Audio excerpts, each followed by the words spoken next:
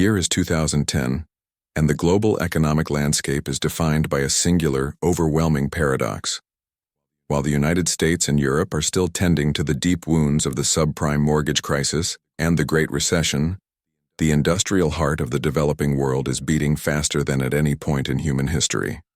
The engine of this disparity is the People's Republic of China. Beijing's stimulus package, unleashed to counteract the global downturn, has triggered an infrastructure boom of unprecedented scale. Cities are rising from the dust. High-speed rail networks are crisscrossing the continent. The demand for steel is not just high. It is voracious, insatiable, and seemingly endless. This geopolitical reality creates a specific atmosphere within the boardrooms of the world's largest mining conglomerates. For companies like BHP Billiton Vale and the Anglo-Australian giant Rio Tinto, the message from the markets is unequivocal. Conservatism is dead. Caution is a liability. The mandate is to expand, to acquire, and to secure the physical resources necessary to feed the Chinese dragon. We are in the midst of what economists call the commodities supercycle. In this environment, the price of iron ore, copper, and specifically hard coking coal, the premium fuel required to smelt steel, is skyrocketing. Assets that were considered marginal or too remote just a decade prior are suddenly reevaluated as crown jewels. The fear among executives is not the fear of losing money. It is the fear of missing out on the greatest transfer of wealth in the history of natural resources. It is within this heated, almost feverish climate that the executives of Rio Tinto, seated in their headquarters in London and Melbourne, turn their gaze toward the African continent. Rio Tinto is an entity with a heritage stretching back to 1873. It is a corporation built on technical excellence, immense capital reserves, and a history of operating in difficult jurisdictions.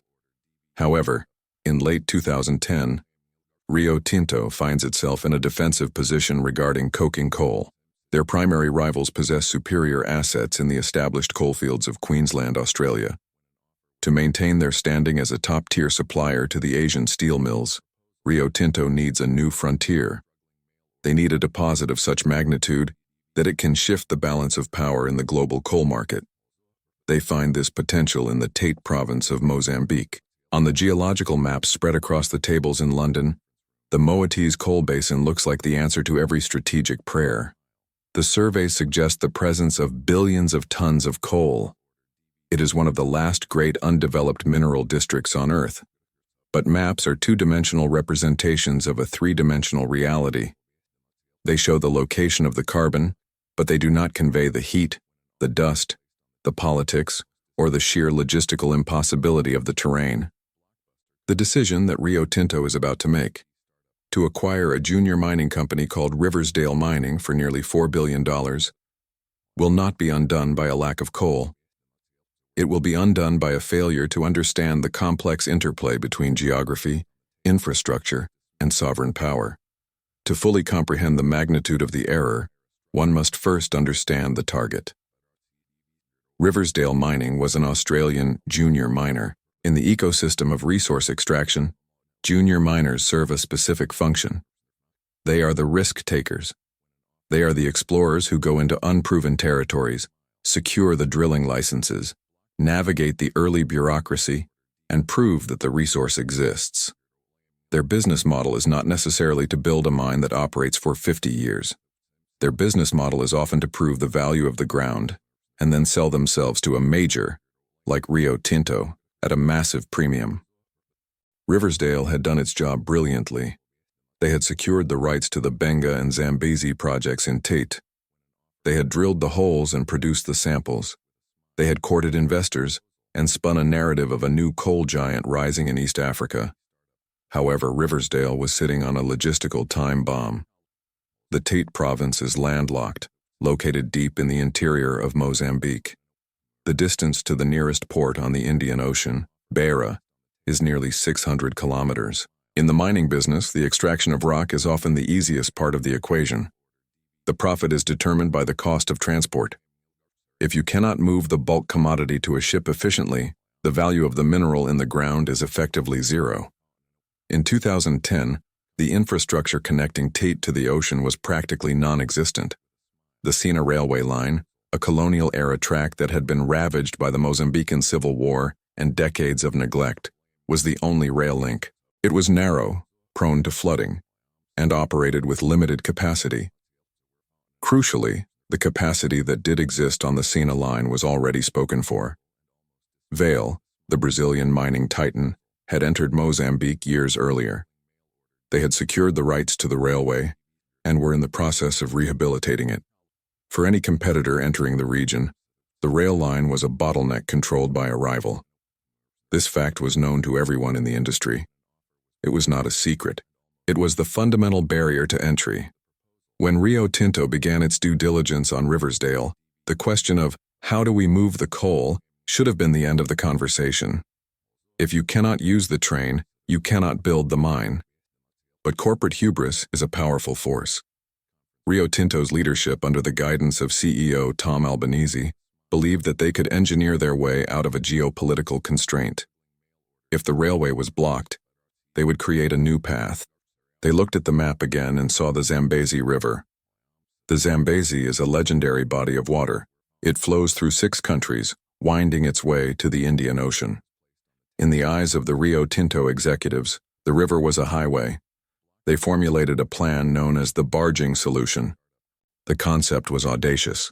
They would dredge the river, widening and deepening its channels, and transport the coal on massive fleets of barges hundreds of kilometers downstream to a transshipment point at the river mouth. This idea became the linchpin of the valuation. It allowed Rio Tinto to justify an offer price that assumed high-volume exports. If the river worked, they didn't need the railway. If the river worked, they could bypass Vale. If the river worked, the billions of tons of coal in the ground could reach China. The acquisition team became fixated on this solution. They relied on preliminary studies and assurances that the engineering was feasible. They projected that the Mozambican government would eagerly approve the dredging to facilitate tax revenue and development. They projected that the environmental impact could be managed. They projected that the river levels would remain consistent enough to allow year-round transport. In December 2010, armed with these assumptions, Rio Tinto made its move. They announced an all-cash offer to acquire Riversdale Mining. The bidding process was competitive, driving the price up, but Rio Tinto was determined to win. They eventually secured the company for $3.9 billion. At the time, the acquisition was hailed by many analysts as a bold strategic pivot. It reduced Rio Tinto's dependence on Australia. It planted a flag in Africa, the continent seen as the next great frontier of growth. The share price of Riversdale soared, and its executives walked away with fortunes. Rio Tinto took possession of the assets, renamed the entity Rio Tinto Coal Mozambique, and prepared to conquer the Zambezi. The immediate aftermath of the acquisition was a period of high activity and higher optimism. The sheer financial power of a major mining house descends on a region like a weather system. Tete, a dusty, sweltering outpost, was transformed into a boomtown. Rents for simple houses skyrocketed to Manhattan levels. Fleets of white Toyota Hiluxes filled the potholed roads. Expatriate engineers, geologists, and logistics experts flew in from Perth, London, and Johannesburg. The narrative was one of nation-building. Rio Tinto was not just digging coal, they were building the future of Mozambique. They were bringing world-class safety standards, community development programs, and employment. During 2011, the commodity markets held their breath. Prices remained robust, masking the underlying fragility of the project. Rio Tinto poured additional capital into the operation, ordering equipment, expanding the camp, and initiating the detailed engineering work for the mines and the barges. The Benga mine, the most advanced of the projects, began initial production. The coal was dug, crushed, and stockpiled. But as the stockpiles grew, the reality of the logistics began to set in. The barging operation was not yet approved, so the company had to rely on trucks and the scraps of capacity available on the rail line. Trucking coal is notoriously inefficient. It burns up margins with every kilometer. But this was seen as a temporary measure. The river would save them. However, as 2012 approached, The three pillars that supported the $3.9 billion valuation began to crumble simultaneously. The first pillar was the geology itself. This is the most technical and perhaps the most embarrassing aspect of the failure. In the rush to acquire the asset, the quality of the coal reserves had been overestimated. Coal is not a uniform commodity. It varies wildly in energy content, ash, sulfur, and volatility. The prize Rio Tinto sought was hard-coking coal, which commands a high price. What they found as they dug deeper and processed the samples through their wash plants was that the coal in Tete was difficult. It was intimately mixed with waste rock. To separate the good coal from the bad required crushing the rock to a fine powder and running it through expensive, energy-intensive separation processes. Even after this processing, the recovery rates, the amount of saleable coal you get from a ton of raw rock, were far lower than Riversdale had projected. Worse, a significant portion of the product wasn't coking coal at all. It was thermal coal. Thermal coal is used for power stations, and it trades at a fraction of the price of coking coal. In a location with high transport costs, thermal coal is often worthless because the cost of moving it to port exceeds the price someone will pay for it. So Rio Tinto found themselves mining rock that was harder to process, yielded less product, and was worth less money than their models had predicted. The second pillar to fall was the market. The supercycle was not permanent. As China's initial infrastructure stimulus cooled, the demand for raw materials began to normalize. Supply from established, low-cost mines in Australia and Indonesia flooded the market. The price of coking coal began a precipitous decline, dropping from the highs of over $300 a ton toward $150. In a high-cost operation like Mozambique, margins are thin. When the global price collapses, those margins turn negative. The project was bleeding cash on every ton it touched. The third and final pillar was the river. This was the catastrophic failure. Rio Tinto submitted its environmental and operational plans to the Mozambican government to dredge the Zambezi River. They expected a rubber stamp. Instead, they met resistance. The government of Mozambique had legitimate concerns. The Zambezi is the lifeblood of the region's agriculture and fishing. Dredging on an industrial scale posed significant environmental risks. Furthermore, there was a political dimension. The Frelimo government, while welcoming investment, was wary of losing control over its strategic corridors. A railway is easy to police and tax. A river is porous. But beyond the politics, the physical geography asserted its dominance. Independent hydrology reports, which began to surface with more clarity, painted a grim picture. The Zambezi is a wild, seasonal river. Its depth varies dramatically between the wet and dry seasons. The notion of running a 24/7 high-volume barge operation was technically flawed. Even with dredging, the window for transport would be limited.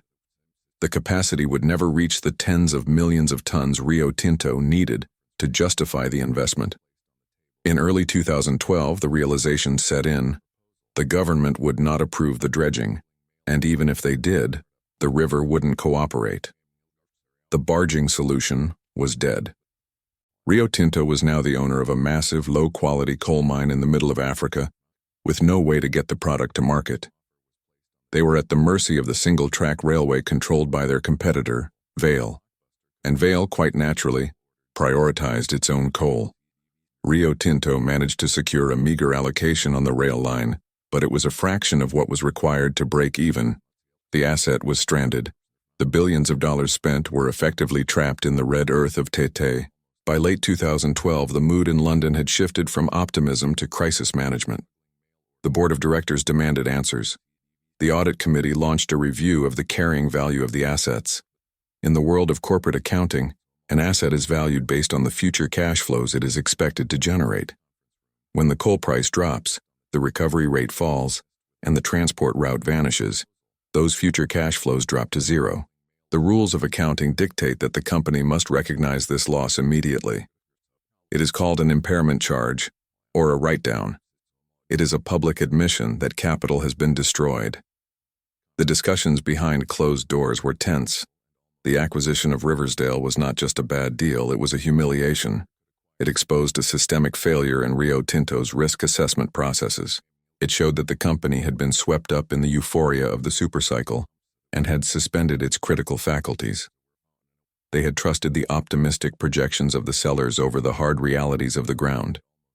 They had underestimated the Mozambique risk, the complexity of operating in a developing nation where the government's priorities might not align with the company's timelines. In January 2013, the news broke. Rio Tinto announced a non-cash impairment charge of approximately $3 billion related to its Mozambique coal assets. This figure was staggering. In less than 2 years, nearly the entire value of the $3.9 billion acquisition had been wiped out. The market reaction was severe. Shareholders were furious.